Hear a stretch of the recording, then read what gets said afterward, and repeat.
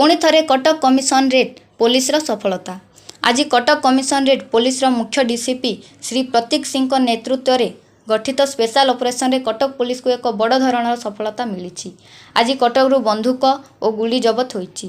Police सूत्रु मिलता खबर अनुଯାयी आज 11टी बंधुक 51टी गुली जबत करने सह 4 जन अपराधी को गिरफ्त करिछि कटक कमिशनरेट पुलिस। डी लिंक रे तालचेरर कुख्यात अपराधी टुकुना स्वाई गिरफ्त होइतिबा जणा पड़िछि।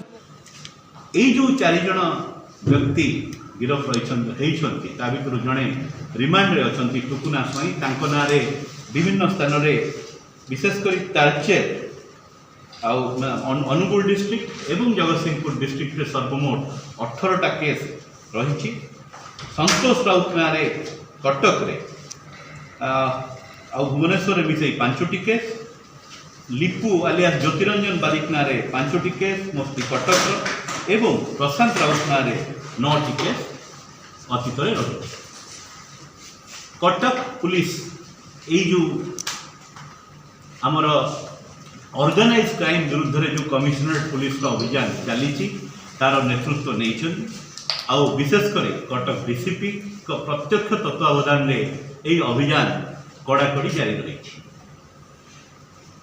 गत 3 मास 7 दिन भितर आमर केवल कटक अर्बन पुलिस डिस्ट्रिक्ट 43टी बंदूक 43 इलिगल आर्म्स जबत करा जाइछि और प्राय 225 आम्युनिशन मध्य जबत करा जाइछि।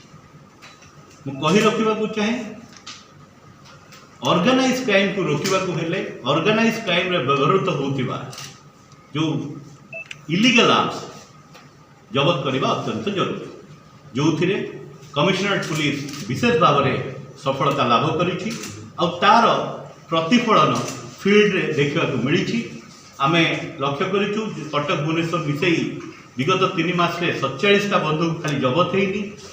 विशेषकर जो ऑर्गेनाइज क्राइम होता है और बंदूक यूज कर जो क्राइम होता है से संपूर्ण सेटा प्राय नहीं कहले अत्युक्ति हम ना। आमे यही जो आम स्पेशल ड्राइव चली विशेषकर टू अनआर्म इलिगल आर्म्स कहीं ना ये जो चोरा बंदूक कारबार विभिन्न समय रे बंदूक आसिकी विभिन्न अपराधी हाथ में लगी था और थरे अपराधी हाथ में चोरा बंदूक लगिले से क्राइम रो इंटेंसिटी बढ़ी था।